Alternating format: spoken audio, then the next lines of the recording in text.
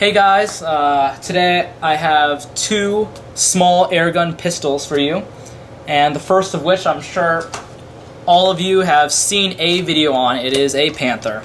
I got these a long time ago, and really, I don't think they're that great. There's nothing special to me about Panthers.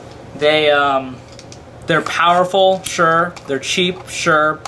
But honestly, they're terribly uncomfortable. I need to replace this pump handle with a T or something, because this is an awful pump handle, and I need to replace something because, as is, the best way to pump it's like this. But as you can see, my finger gets in the way of the barrel that would be here.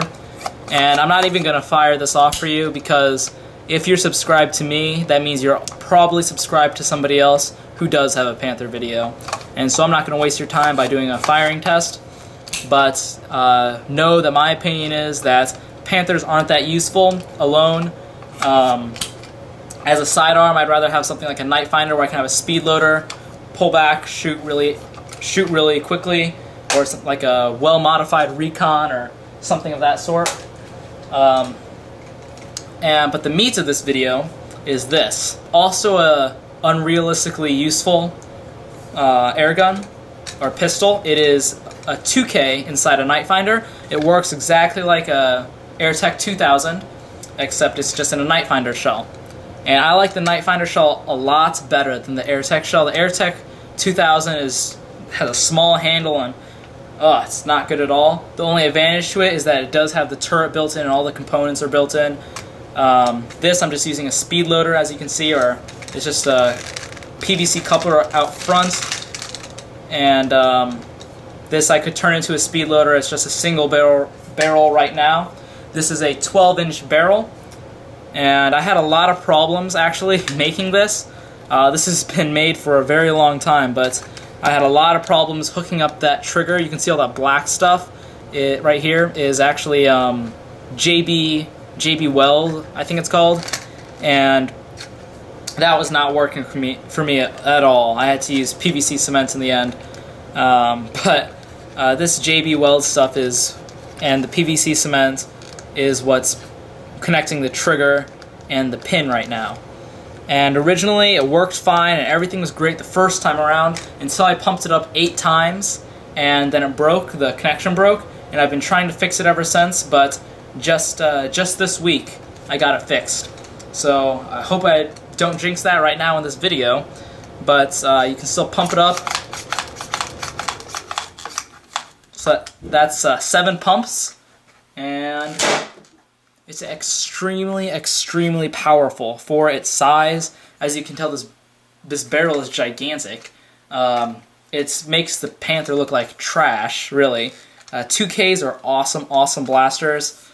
The range on this is great because I can outrange, unlike the Panther, I can at least outrange most primaries. This probably goes further than my the Scepter, for instance.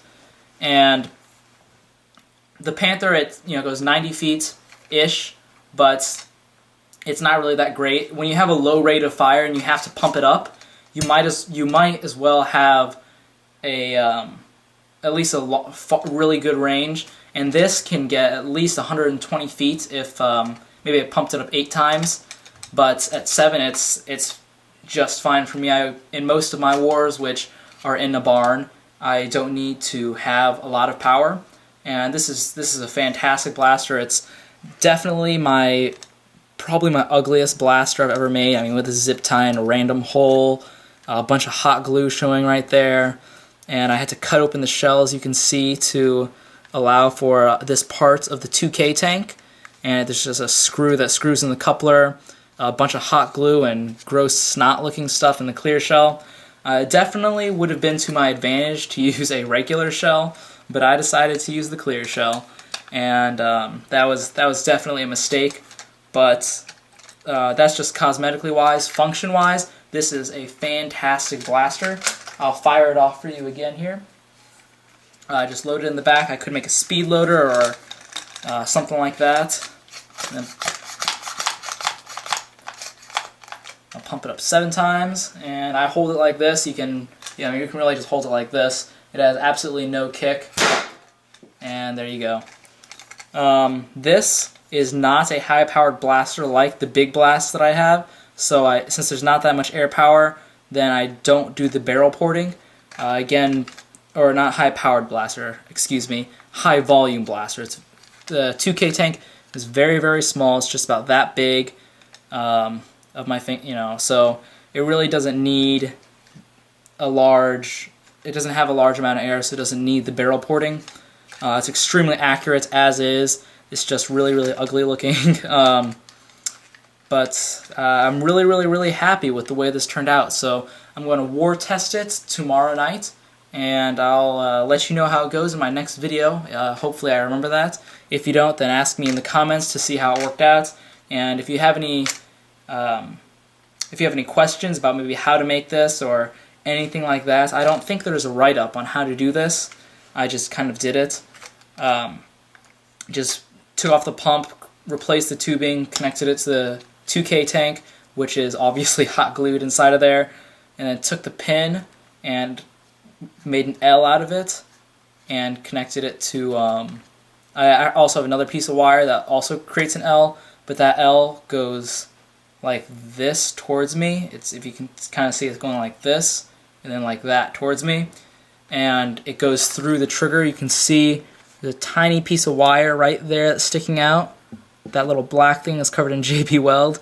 That little dot you see is actually a wire that goes in an L like that, and I kind of intertwined it with the pin from the 2K tank to connect to here, and then I JB welded it all together.